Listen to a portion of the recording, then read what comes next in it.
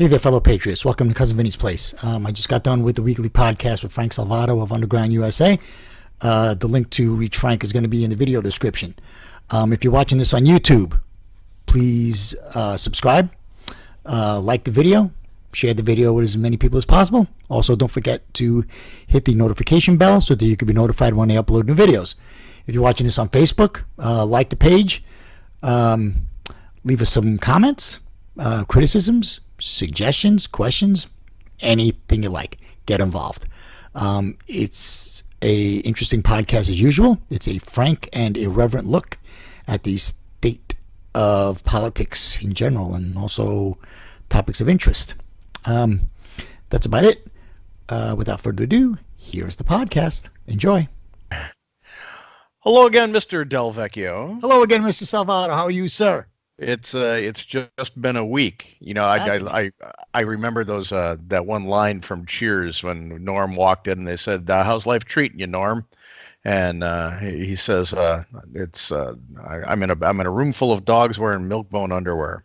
There you go. Or something to that effect. Yeah, exactly. You know, but George Wendt, a nice enough guy. I went to a fundraiser where he was bartending once back up home because he was related to somebody who ran locally. Yeah. And that was a little weird. Yeah, I guess so. It was just a little weird. No, it's Norm, and he's supposed to be on the other side. He's not supposed to be pouring me beer. So, you know, that's all I know. We talked about one thing I wanted to hit on, besides saying that, and before we start, thoughts and prayers and support going up to the people in Alabama. Yes, please. Yeah. We got some wind here too. So it wasn't anything to sneeze at. It was a monster on Sunday.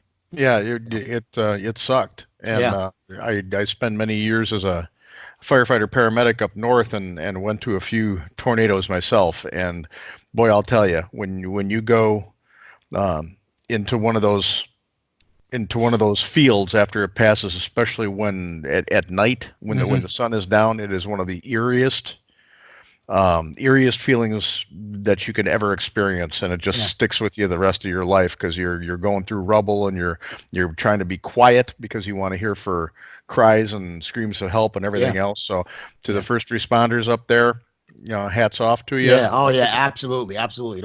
Those guys are heroes. I'm telling you, guys and gals. I'm sorry, I shouldn't just say guys. The guys and gals are heroes. And to the people who are affected up there, you know, people in this area and after Hurricane Michael, everybody around the country understands it. We pitch in to help and send people up. Yeah. So help is on the way, guys. Yeah. So, we talked about this on when we had dinner last Sunday, or I think it was Sunday. No, it was last week. Yeah, last time we had dinner, whenever it was sometime last week. Yeah. Because I wanted to. This is kind of disturbing, and it goes into the topic of how social media is run by a bunch of boobs. Mm-hmm. We've got the return of this Momo suicide challenge. Yes. Which is this weird little bird-like freaky looking character avatar.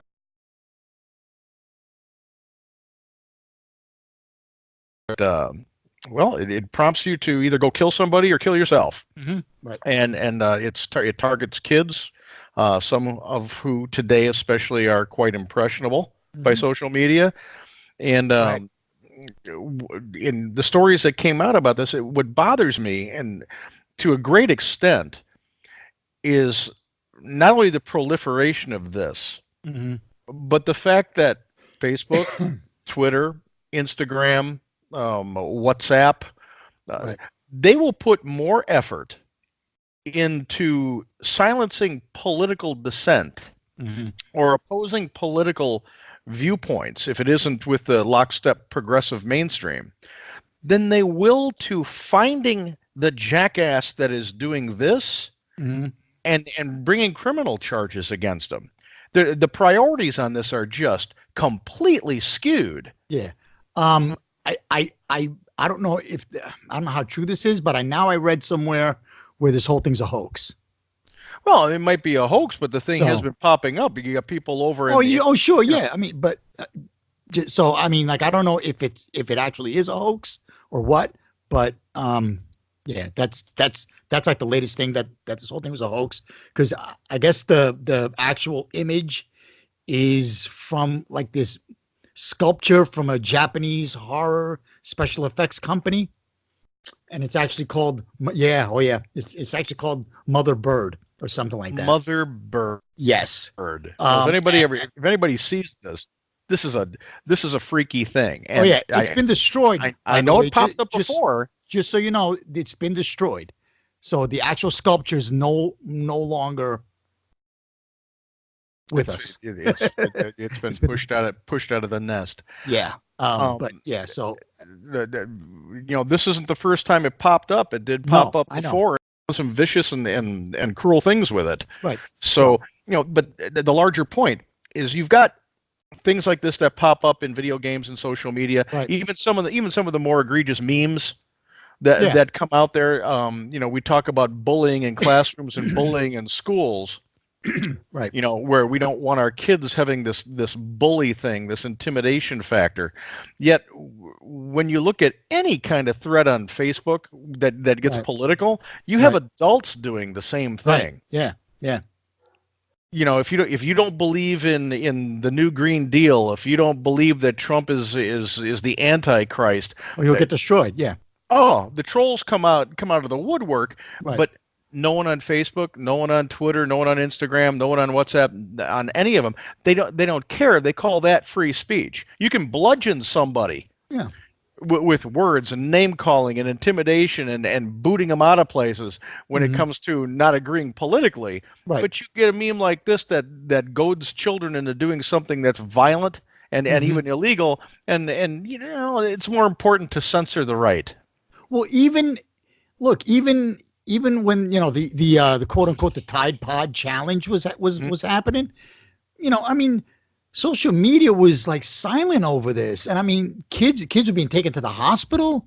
Like when like they were drinking the what was that cleaner, the stuff that looks like a juice, like a fruit juice, Fabuloso or something like that. Yeah, Fabuloso. Yeah. And like kids were like drinking that, and nobody's, and they didn't say a word. The Tide Pod challenge, not a word. And kids are getting hurt, and some of them are dying, and nothing. But like you said, you say one thing that goes against the grain, that goes against the liberal media, and they're on you like stink on shit, and it's nuts. And it's a matter of priorities that we're talking about in our society. Social media, we talk about free speech. When you look at the First Amendment, the free speech was codified in the very beginning, by our framers and founders, as a right to political free speech, meaning to redress your government, and political dissent shall not be infringed on or censored. Right.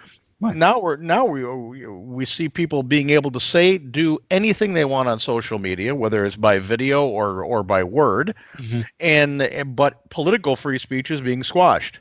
Right. Well, the ironic thing is these people that like Antifa, by their actions, they're becoming the actual people that they're supposedly fighting against. I mean, when you quash people like Ben Shapiro from appearing on a college campus, and you light the campus on fire, that's friggin' fascism. I'm sorry. So your claim to be anti-fascist just went out the window. Right. You have to guard against what you want to become. Right. It's not correct. And then I want to point out to you, going back to our first chat. Yeah. I said they were fascists. Yeah. So there we are. All right. True. My point is made. All right. Now, I'll move my pawn up two spaces over. Okay. Yeah. But yeah, with political free speech in our country today, we are at a crossroads where there's two sets of rules. Yeah. You can have the vagina hat brigade coming out there saying the most vilest of things against political leaders, accusing them of things without any evidence. You can have cultural leaders screaming racism. the leader of the NAACP was vehemently anti-Trump, saying that he was racist, and now that's a common thing to hear. Right. But yet you don't see anything but a judgment in New York about housing that affected many more people, not just him. It was a common practice to actually sit there and do rent control and everything else. So it's singling one person out and calling him a racist.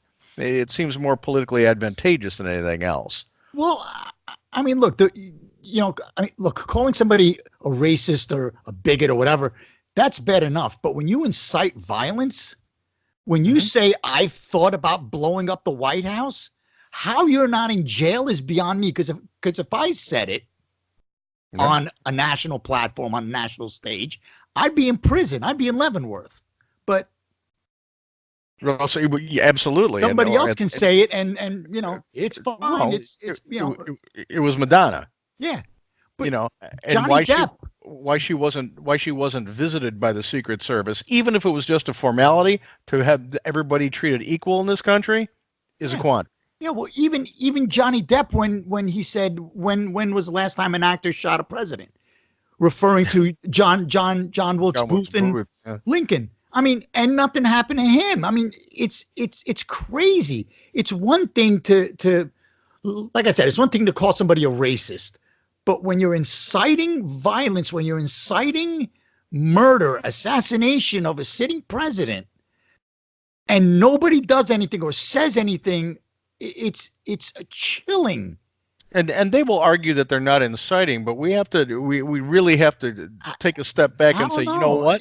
When you've got a society that idolizes actors and athletes, right, and musicians, and just because of the art that they perform or the athletic ability that they have, without giving thought to the fact that perhaps because the guy can take off at the foul line and jam the ball in the bucket, doesn't make him a rocket scientist or a political wonk. He may just be an idiot. Right, exactly. Cher. I don't know what she's done since I got you, babe. Everybody wants to talk about a couple movies, this, that, and the other, but she's overblown and over plastic surgery at this point. Well, her, Streisand, all of them. Madonna, the other one, who called Trump a Cheeto dust covered, whatever they were. What the hell was her name? I don't even know. Yeah, he was Cheeto dust covered. Yeah, he was covered in Cheeto dust or something like that because covered in Cheeto dust. I had not heard the Cheeto dust. Oh yeah. What the hell's her name? Anyway, I don't even care. Were these the Cheetos or were they the crunchy Cheetos? God, I was hoping it would be the crunchy ones because you would have to. Yeah. I would love the crunchy ones. Yeah. But this, just because someone. And this is what I like to point out about the actors, especially. Musicians have to have a certain amount of talent to be able to interact with other people musically because it's a different language. Yeah. The actors, they get paid big bucks to pretend that there's someone else with words that someone else wrote. Yeah. So why do they become political icons or voices of a generation? Because they pretend to be somebody else for a living. Beats me. We give them millions of dollars. They should be happy. And do they have a right to their political opinion? Yes, but they shouldn't have potency that they have. Right. But also, then they become like Juicy Mullet. They become self-important, and that their opinion is supposed to be taken above everybody else's opinion, even though they have zero experience dealing with policy. But it just, again, look at LeBron James. That's the culture. It's the culture. So look at LeBron James. What is he good at? He's good at putting a ball in a hoop and at buying really big houses and bling. Right. That's what he's good at. Why does that make him a political genius? I don't know. Why is his opinion any more valuable than someone who digs ditches for a living? It doesn't. But like I said, we put these people up on pedestals and then they become self-important, and they go out there and they have to spout their views, which is fine. I'm not saying that they shouldn't, but don't attribute more weight to their opinions than anybody else's. Well, yeah, and the mainstream media is complicit in this because absolutely they're complicit. Absolutely they're complicit. When you do have this quote unquote star power, they throw a microphone in front of your face for any kind of bite to sell commercials. And this is this is a point that people really need to start understanding when they look at their news sources, especially on television. Mm-hmm. Okay, even news shows have to do sexy things in order to sell ad time. Right. Yeah. That's why you see MSNBC and CNN going so far off the rails with the sensationalism, because those little bitty sound bites that sound, oh my God, mm-hmm. are what get sponsors to buy spots on the news shows, because news is now entertainment. It's not just news. No. Fox is just as guilty. Yeah, gone are the days of real journalists like Walter Cronkite and those guys, those real journalists. Yeah, this is all to a large extent. This is show business now absolutely. that uses news as the vehicle. Absolutely, yeah. So when you watch the news, even if you're just a jaded MSNBC person and you need to watch Ed Schultz, or if you're a Tucker Carlson fan, you have to divide by two and look between the lines. Do your due diligence. Don't just look at what a link somebody puts up on Facebook from one of these outlets with a single comment and say that must be fact. Right. Because it's not. Yeah, you need to do your homework before you shoot your mouth off. I had a group down here that I had put up in one of the stories I'm going to be covering later. It was about the Tlaib and how she manipulated her the campaign funds and reimbursement to look like she was this wonderful person, but then dumped on herself right after the primaries, which is against the law. Well, and the FEC is calling her on it. Well, AOC just did the same thing. There was an article out today that they're investigating her for some campaign finance shenanigans.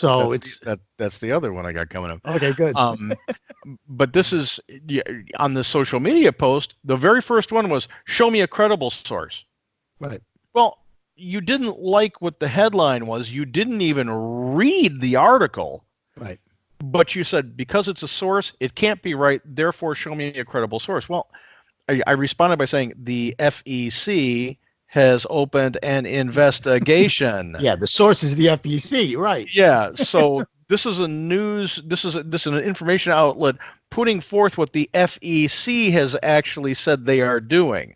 That's the credible source, you blithering idiot. Right. Well, yeah, exactly. And then they fade to black, but everybody's got to shoot their mouth off for 15 minutes, and they want to do so believing they know everything without doing due diligence about actually figuring out what they're talking about. It's all, but like you said, Frank, it's all sensationalism. It's ad buys. It's how many, it's buying advertising. It's all that nonsense. It's ratings. It's sweeps week. It's all that now. It's not news. It's just, and bring it forward a little bit. You've got these threads going on social media that get these idiots like this one guy who just needs to say, oh, it's a source. So that keeps the thread going. What's popping up over on the right-hand side of your screen? It's all ads. Yeah. It's all things meant to target you. It's all about selling stuff. So if you're getting your information from social media, step back from the edge of the cliff. Look, anybody that gets their news from social media is just, come on. But that's the majority of the country now. Well, I know. It's crazy. I know it's crazy. It's crazy. And again, they don't cite sources, or they cite hoaxes or stuff that's not true, or urban legends or whatever, and they don't do the due diligence, and they pass it off as gospel. I'm sorry. From I know you are, but what am I.com? Yeah, exactly. Or I'm right.com or something like that. Yeah. And that's another thing. Back in the beginning of the internet revolution, and let's go back to 1998. I had started I had a publication called New Media Journal that was one of the 5 or 6 that were out there that were conservative back in 98, back when this whole thing first started. People were actually trying to do good things by getting information out there, starting a discussion on it, pointing to links, they took a lot of time to do this too. Today, a lot of these publications, and I'll go with one in specific, Conservative Tribune. Okay. It's a clickbait site. They have sensational headlines, so you click on it, and there's 8,000 ads everywhere, that pop-ups that come up. Yeah. They get money every time one of those things is shown to your face. I'm sure, yeah. So they have legions of writers that get paid shit, Right. I might add, Yeah. who rewrite words from other articles, from source articles, so that they're not plagiarizing. Mm-hmm. And they sensationalize the headline, and they'll put maybe 20 out there a day, and all of a sudden there's revenue coming in. And believe me, people, that revenue is insane. Yeah, I'm sure it is. Yeah. So when you look at some of these things that are being cited on social media, and I pointed out the Conservative Tribune, but they're not the only one. Right. And remember, even a blind squirrel finds a nut. So I'm not saying everything you read on Conservative Tribune is bullshit. Right. I'm just saying that it's repackaged, and it's something that uses another source, another information source as their source. It's not like they're sending reporters to the FEC. Right. Pay attention to how many ads are popping up in your source link, because if they're all over the place and there's pop-ups, you are feeding into this reprocessed news cycle. Right. And you definitely have to triple check the sources within those articles to make sure that they're not using other clickbait sites. And it doesn't take long to do. It's not a complicated process. Everybody knows how to use Google, for crying out loud. Just do a Google search and do your due diligence and make sure that what you're reading is actually what it is. If there's a story, and I do it just as much as anybody else. I'll pop up the app on Fox News or One American News or Forbes or Investors Business Daily, and I look at the headlines. A lot of it doesn't excite me anymore, especially on Fox, because I don't care about what mole the Kardashians have. But all you really have to do is read the article, because right now it's about as long as it takes you about as long to read an article on Fox or any other publication as it does for a gnat's ass to hit its brain once it hits a windshield. Exactly. On a car going 55. Yeah. And you go, okay, so and so said, or this source, or the FEC. Just highlight it, right-click it, and say find it in the search engine, and you will see these things pop up, and there's a press release from the source. Right, exactly. Read that. Yeah, that's it. Or just go to the FEC website. Now you've got the facts. Yeah, when people want to start arguing with you, calling, find me a real source, I kind of read it at the Department of Justice. I read it. There's a link to the CNN or the C-SPAN testimony. Right. Why don't you do your freaking homework before you shoot your mouth off, jackass? Right. Or here's the video. Here's the link for the video. This is what she said, and which is demonstrably different from what the commentator said leading up to it. No, the word impeachment didn't happen 14 times. Right. Which leads me to the next topic, which are these endless freaking investigations that are now coming up because the Democrats now have control of the House. This is nuts. They're now positioning themselves to say, we don't care what is in Mueller's report. There's still collusion. This is. They're searching. Look, the way it should be is you have to have probable cause of a crime to conduct an investigation. You can't conduct an investigation in search of a crime. That's not the way the justice system works. But that's the way the special counsels work. I'm not saying it's right, and I'm not saying it's what their job is supposed to be. That's what they do. Then the whole special counsel thing needs an overhaul. Because it goes counter to the founding principles. There are a lot of people who think the special counsel rule should be eliminated once and for all. I think it should be. I think it should be. That said, there should be much higher standards held in Congress, especially in the House, and even in the Senate. that say, you better put something forth before you start a frivolous investigation, or at least have a penalty. There should be some kind of penalty for this. Adam Schiff, and Jerry Nadler. These people, we've already decided that there's Russian collusion and he's guilty, but we're going to have an investigation. Well, why should you be heading up the investigation if you have a predetermined idea of what the outcome's going to be? Listen, if I were Trump's lawyers, I'd say, you know what? Either charge me or drop this goddamn thing. That's it. Yeah, but it's the House will claim separation of powers, and that's that. Which again, the whole thing needs a complete overhaul, because it's crazy that how's any president, not just Trump, Democratic or Republican president, how's anybody supposed to do their job with countless investigations? Let's go back and I will take a shot at the side that I used to be on. I still think I'm on it, but I don't necessarily know, because the Republicans have become so panty waist when it comes to the legislative branch that it's almost embarrassing to identify as a GOPer. When back during the Obama birth certificate thing, everybody was arguing whether it was actual, authentic, whether it was fabricated, a PDF, whether they did this, that, and the other. And the one thing that I looked at, and this was back when I was doing a lot of writing for a lot of different organizations in Washington, I stopped giving a damn when I realized that there is no governing authority to look at it. Right.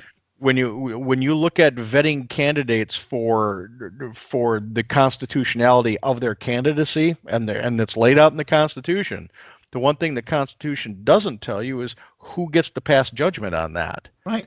It's not Congress. It's not the Library of Congress. It's not the judiciary branch. No. They leave it up, and this stunned me. They leave it up to the political parties to vet their own candidates. So when I found that out, I said, well, this is a moot point because it doesn't freaking matter. Right.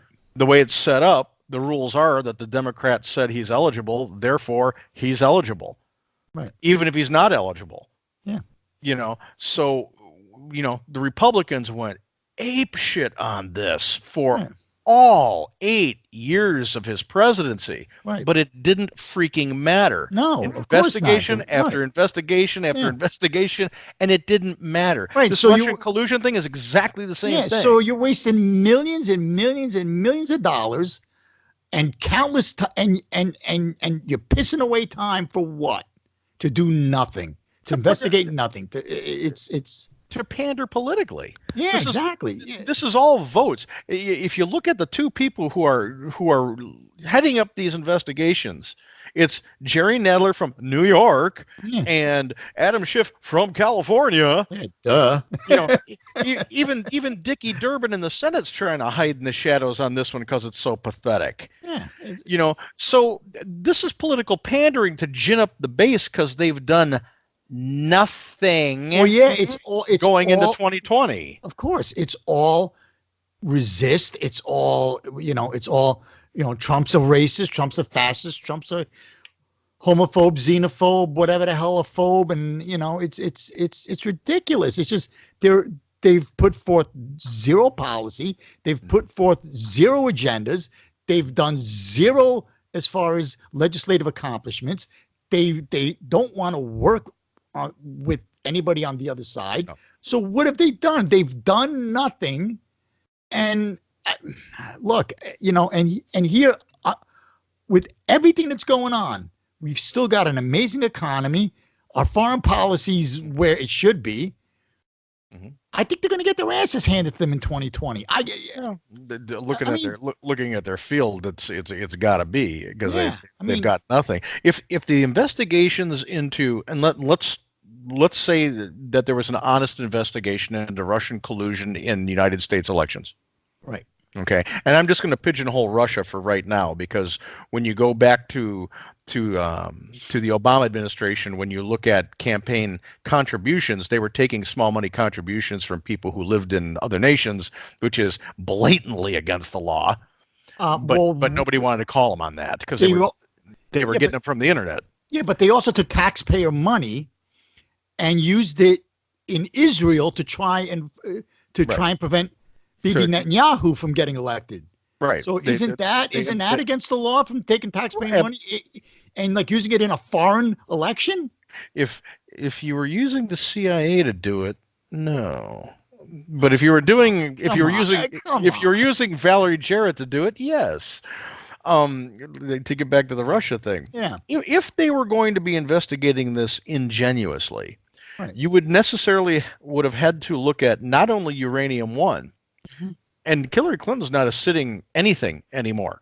Right. She's a has-been politician who flies around the country talking about how egregious was it she lost, and that's her claim to fame, and that's it.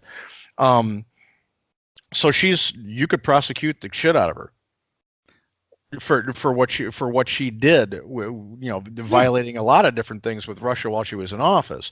But it's got to go back to the 60s, and the 60s and the 70s, and what Russia has done with the Soviet Union, especially, did election after election after election. When you look at the anti-war movement here in the United States during the 60s, which did affect elections, that was funded clandestinely by the Soviet Union to a great extent, and the collusion there was with political action groups over here accepting Soviet money and influence.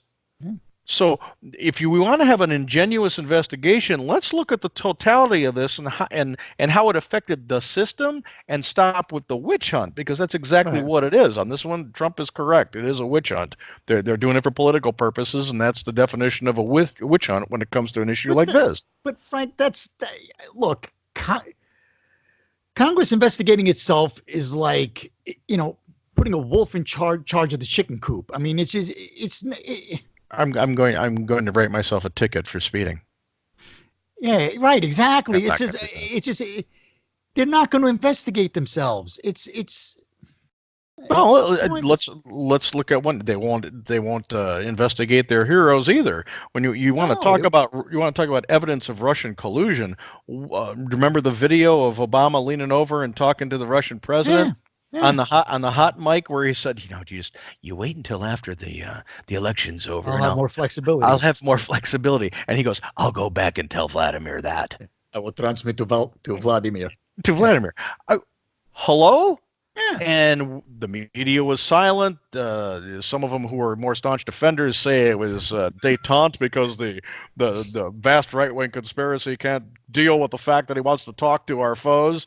But boom, it turns just like that once there's an R behind somebody's name. Yeah, people got to understand the media is so complicit in this, in everything. They're so complicit. They're an extension of the progressives. They are progressives, and we touch on this in just about every episode about what the progressives, their main goals coming out of their genesis here in the United States was to capture the media and to capture the education system, and have done both. Absolutely, they have. Absolutely. So when you're looking at what's happening on the media today, and I'm doing this because my TV's over there.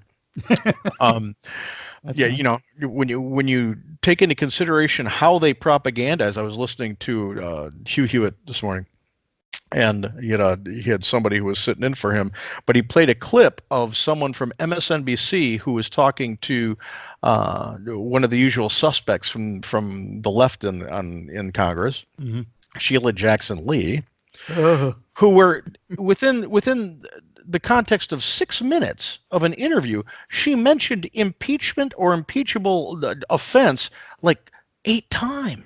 Of course. That's more than once a minute, and she was just supposed to be asking questions and letting the other person talk. So it's derangement at this point. It's derangement. In a court, that would be called leading the witness. Yeah, but like I said, it's derangement. They can't legislate, so they're just going to go against him on everything. Now just go the complete polar opposite. You got to look at some of this, and it doesn't really apply to the new idiots that have been elected to Congress, but it does apply to people who are in leadership. in order to stop this rotating firing squad, the political firing squad that needs to constantly be employed at the House level and employed 2 years out of 6 over at the Senate level, we've got to have term limits. Yeah, I agree. We've got to have term limits because the House never stops campaigning, ever. No. And the Senate, it's about half the time. Yeah. Now they're taking 3 years to campaign. They're quiet for 3 years when they're not, if they're not campaigning for somebody else. But the only way to stop this, to throw a wrench into this media-driven, disingenuous information cycle that's coming out of Washington and every political campaign out there, is to term limit these people. So at least the last term that they have, they might be honest in what they're supposed to be doing for us. Maybe. And that's a big maybe. But then that goes back to what we spoke about a couple of episodes ago, where how do you get Congress to pass term limits? You don't. You have to. You literally have to do that at a state level, or you got to do the nuclear option, which just scares the shit out of me. I know it does. It does. I can just see people like, and I can take or leave the guy, but I can see people like Roger Stone having great influence on the crafting of new amendments to the Constitution, and I don't want that. I get it, Frank, but look, I don't even want Karl Rove having a lot of shit to do with crafting an amendment to the Constitution. Look, I don't like that option either. I would like Congress to do their job, but since they won't, I hate saying this, but I have to put my faith in the American people that they're smart enough to not go overboard on this. They elected AOC. I get it, but I hope, I pray to God that the vast majority of our fellow citizens are smart enough not to let this thing get out of hand. No, if you want to go a little bit farther on that, just remember that 14 states have signed on to get rid of the Electoral College. Yeah, and those 14 states are what? They're all blue. Democratic. Yeah, so where do you think the support? You're gonna have to band together all the states in the Midwest and the South to combat these people. But here's the good thing about it: even if you get some idiots that try to take this thing overboard, it still has to pass 3/4 of the remaining. It still has to be ratified by 34 states, I think, if not more. Yeah. Okay. So it's still an uphill climb. See, that's the saving grace. We talked about this last episode. I'm much for the states taking back control. I would love to see the states, because they're the ones that elect their senators and their representatives to the federal government. One, the senators should be picked by the state legislatures like it was supposed to be in the very beginning. Screw the 16th Amendment. I agree. But then again, so you have to repeal the 16th Amendment. So and the only way to do that is either Congress has to propose an amendment, or you got to have an Article 5 convention. Or we nullify. Or you try to nullify it, right? But which is at the state level, and you're going to have a lot of California will butt its nose into Texas's business if they try to nullify. Right. New York and Illinois will butt their noses into Florida's business if they try to nullify. And what do you think's going to happen? California's going to file a suit at the 9th district so fast it'll make your head spin. I predicted the same. I predicted that this thing was going to happen with the emergency. Oh, of course. Declaration. I knew they were going to go to the 9th district. Because we have a spineless, mumbling weasel as the Senate leader for the Republican Party in the Senate. Mitch McConnell wouldn't stand up for a conservative value if it leaned up and bit his wrinkly ass. Yeah. It's time to get rid of the old guard that just wants to play politics in the Senate and get somebody in there who actually wants to do something for a conservative cause. And now we're circling back to this thing: is how do you get rid of them? What's the best option to get rid of him? You got to get the people of Kentucky to say he's a blithering idiot or he's senile. Right. He's certainly not serving the people of Kentucky, and he's not serving the Republican Party. Right. So something has to be done, but because like I said, because Congress isn't gonna do it themselves, so it's up to us. So. Yeah, I say the states take it back and say because we elect you, we're going to pass term limits for our federal seats. Hey, I'm all for that. But if it can actually happen, I'm all for that. Yeah, we got to get some decent lawyers on the right side, and hell, if we wait 4 more years, Dershowitz will be a Republican. Right. At the rate he's going, he's defending Trump every 15 minutes, and the left is like, "What are you doing? You're wrong."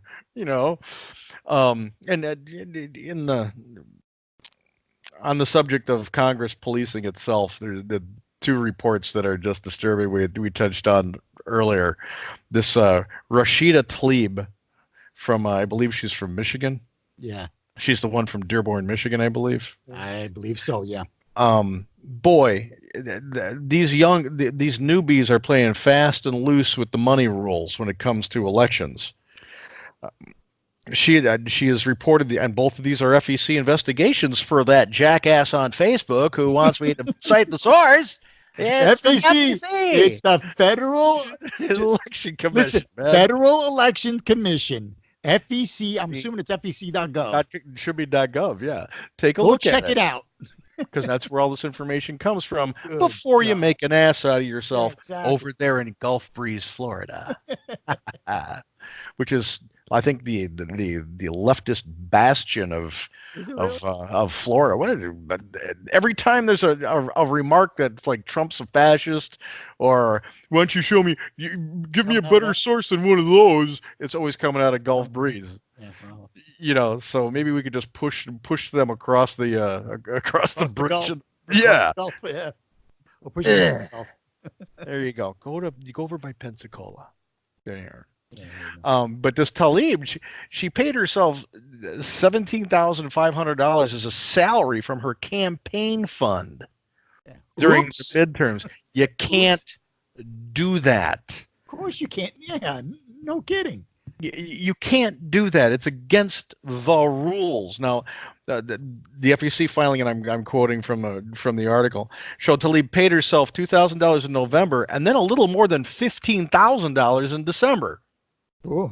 And these were paid after the $15,000 was after the midterms. I'll take that gig. So that makes it illegal. That one especially is illegal. The other one is very questionably giant gray area. But this was politically motivated. She wanted to be able to say that she exists on bare bones to be able to touch the people. She understands the people, not like that horrible George H.W. Bush who didn't know what a gallon of milk cost. I only have $2,000. I only paid myself $2,000.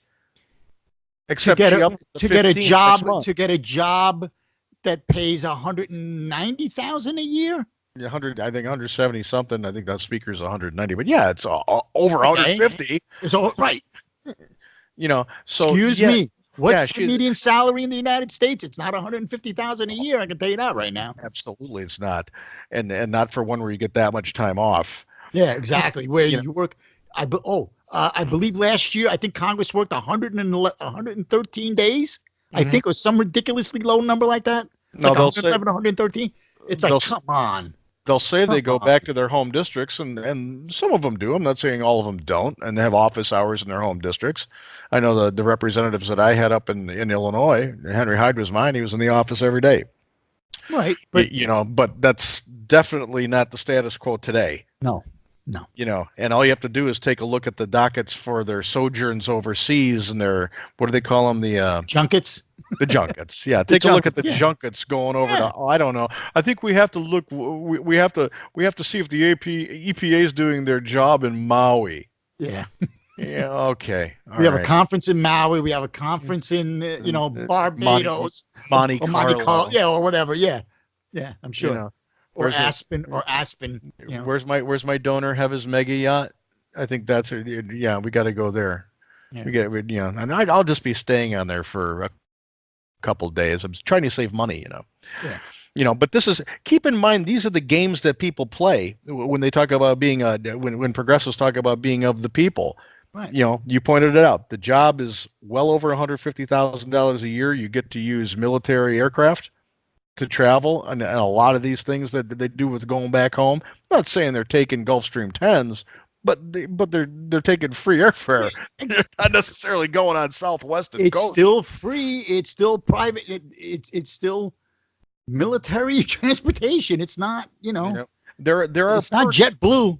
There are perks to these jobs, and when someone can blatantly manipulate the appearance like this Tlaib did, by claiming 2,000 and then recouping it after the election for 15, the FEC should not only go after her, they should make her pay it back with interest and then pursue prison time. Yeah. And she should not only be censured by the House should be looking that this is an ethics investigation beyond belief. But there's no teeth to these ethics investigations. Nobody pays a penalty for these things. No, and that's what's infuriating. It's like the regular citizenry. If that happened to any one of us, we would be incarcerated for a long time. If I did 1/10 of the things that Hillary Clinton did, I would be in Leavenworth for the rest of my life. Well, see, you got to have nothing, and she got nothing. You got one, you have to marry a president, and two, you have to start a multi-million-dollar international foundation that bilks people while your husband's president. And I guaranteed, nothing is going to come of this. Probably not. And this moves on to the next story that goes hand in hand with this one, but is much more egregious. Yeah. Much more, and I'm not even going to touch on De Blasio's wife and $820 million disappearing. I'm not even going to touch that one because that's just, you start throwing around dollars like that for a mayor's wife to be in control of, and it just disappears. Oh, they call her co-mayor. Did you hear that? They call her co-mayor. Oh yeah. I thought that was an unelected official. An unelected official gets put in charge of $800 or $900 million, and no receipt, no nothing, no accountability. It's gone. What do you think's going to happen to her? Nothing. Yeah. This is the insanity. I'm gonna go out on a limb and say maybe $1 million of that went to Ocasio-Cortez's campaign. Because right now we're seeing and let's talk about how poverty stricken and how in touch with the people this former bartender from the Bronx actually is. Yeah. Her campaign manager, and I'm going to butcher this name, but bear with me, Saikat Chakrabarti. MOUSE. Yeah, exactly. Yeah, whatever. Is a freaking multi-millionaire, and he is her chief of staff. Yeah. Right. Okay, so she's not a common. How many multi-millionaires do you know? Frank, she wasn't raised in the Bronx. Let's get that out of the way. She left the Bronx when she was 5 and moved to Yorktown Heights, New York. I have an uncle who lives in Yorktown. The median income in Yorktown Heights is well over $150,000. Okay, she was not some poor girl from the Bronx. Let's get that straight right here and now. She's somebody who went to play with the poor people because it was cool. Bingo. She's a hypocrite. Okay, I'm sorry, flat out. Well, this little platinum spoon baby, who she just wasted an education. That's either that or she's intellectually challenged and should seek some federal help, I think. Frank, like you said, the progressives have co-opted the education system, so this is the result of it. Yeah, AAC. No, this the story is that, and I'll quote again from the news source. Mm-hmm. It's the FEC people. Right. Mm-hmm. The millionaire violated campaign finance law. The investigation is looking into this by funneling nearly $1 million in contributions from the Political Action Committee that this guy established to help Ocasio-Cortez get elected and that he controlled. Now they're looking at Ocasio-Cortez and her direct team underneath this ciabatta bread guy, whatever his name is,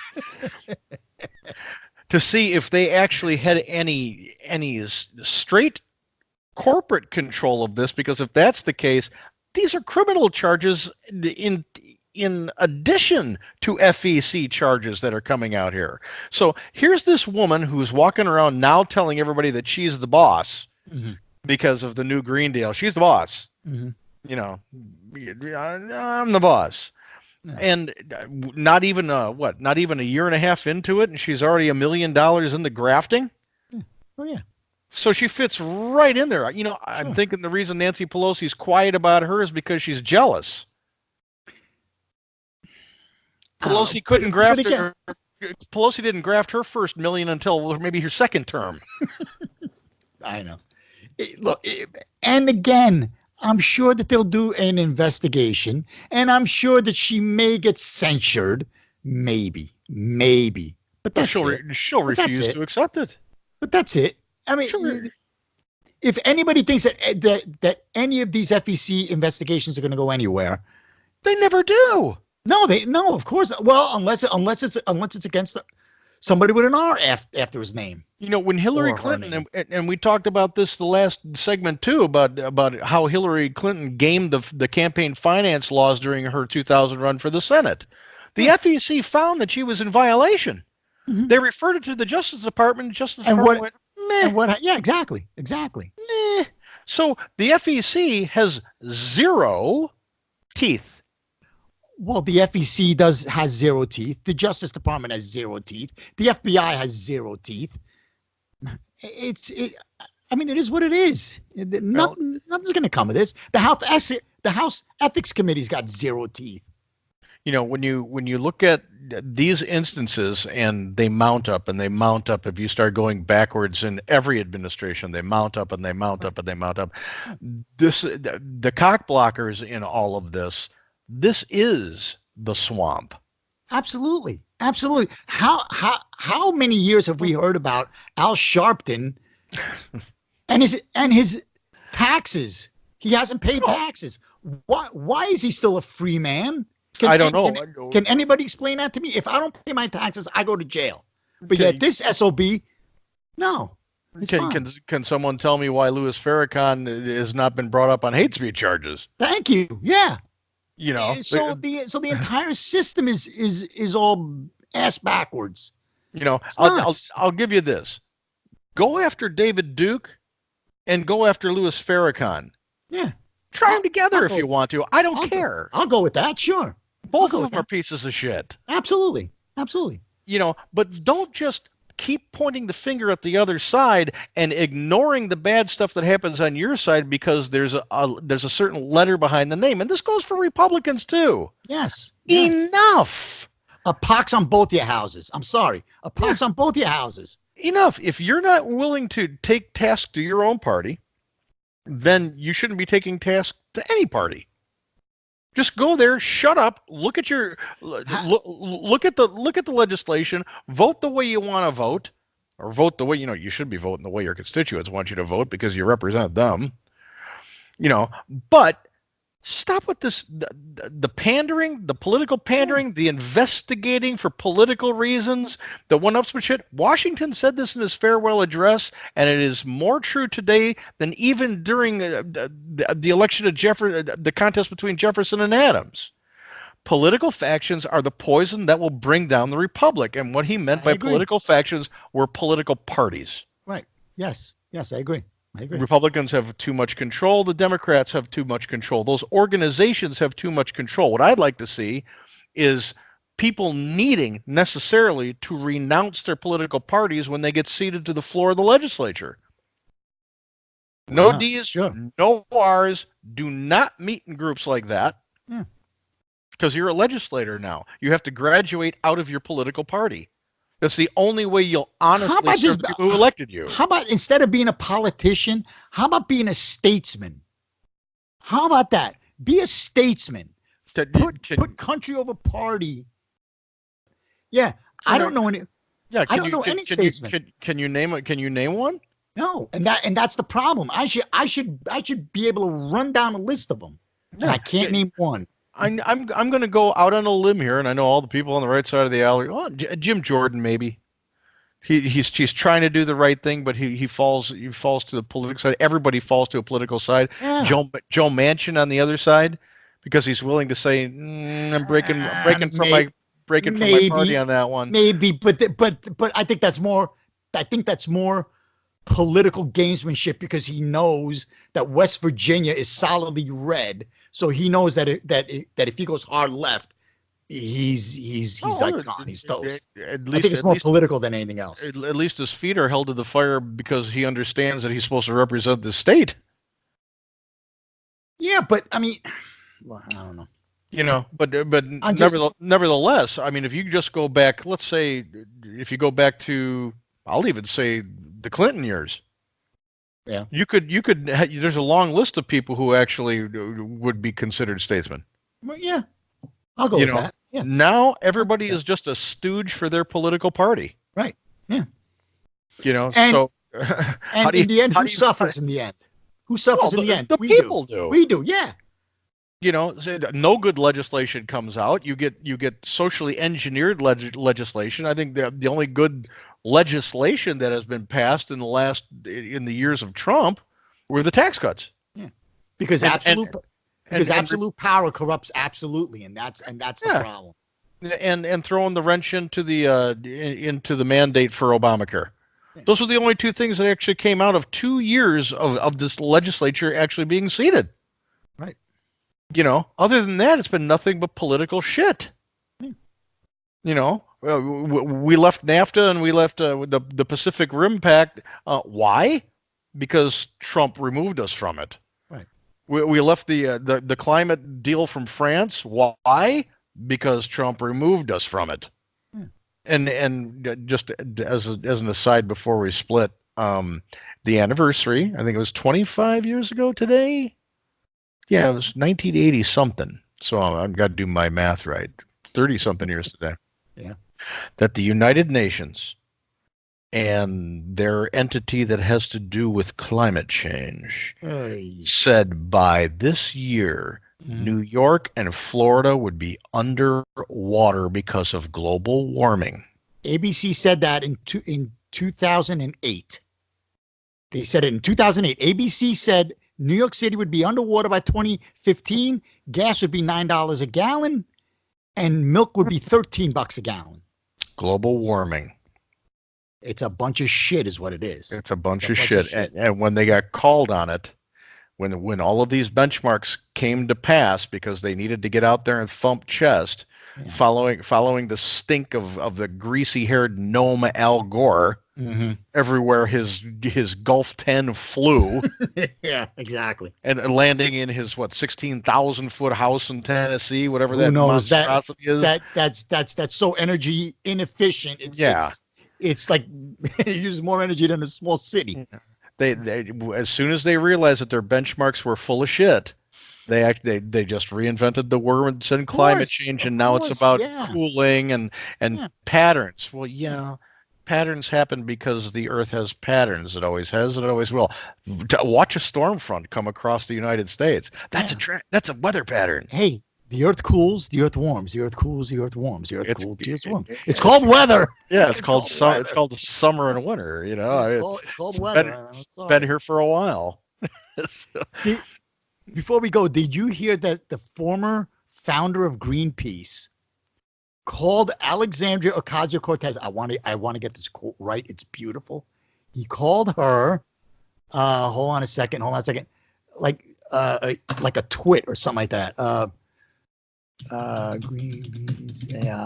He called her. Let me get it. He called her a pompous little twit. Pompous little twit. A pompous little twit. Now, obviously, and this is a shameless plug, he's been listening to Cousin Vinny's Place in the Underground because we were calling her a twit from the first show. True, but still. We didn't put in pompous little. I didn't put in pompous little, but still. Yeah. She was just a full blown twit, but Well, yeah. But and the twitlets, the one from Minnesota and the one from Michigan, twit and the twitlets. Exactly. Yeah, but yeah, my God, he just ripped her a new one. Good. And I loved it. And anybody can just do a search for Greenpeace AOC and you'll see all of it. But yeah, I mean, now remember, all hail ALEC. Yeah. All hail ALEC. Yeah. Exactly. So how can people see your stuff, my friend? It is Cousin Vinny's Place on YouTube. If you would need to send me an email, it's Cousin Vinny's Place @gmail.com. I'm also on Facebook, believe it or not. Just look for Cousin Vinny's Place. Facebook. We're on Facebook too. Yeah. Fell into Facebook. I fell into Facebook. Yeah. So it's basically the same content that's on YouTube, but if you don't want to go to YouTube and you're on Facebook more, just go to Cousin Vinny's Place on Facebook, and I'll be there. And remind people where they can find you, sir. You can find me at undergroundusa.com. It's a podcast network. We can be heard on iHeart, Google Play, iTunes, TuneIn, Stitcher, Spreaker, Himalaya, just about anywhere that you actually listen to podcasts, that we feed into it. So go ahead and check us out. Give us a decent rating. Make a comment. Shoot us something you want me to talk about. You want us to talk about? We'll get it done. Yeah. But be sure to leave, especially if you're on iTunes. Leave a review and a 5-star rating. It helps us out. Yeah, and I hope people comment on this stuff and let us know how we're doing. If they want us to talk about something, I highly encourage people to be involved. So absolutely, and let's break from the mold of the of knee-jerk social media and give some thought to what we want to say. Yeah, it's there's enough outlets out there for I know you are, but what am I? Yeah, right, exactly. There's too many of them. So yeah. Okay, my friend, we will talk to you next week. You have yourself a great week, and we'll speak to you soon. Cool. Thanks, buddy. Bye. All right, bye-bye.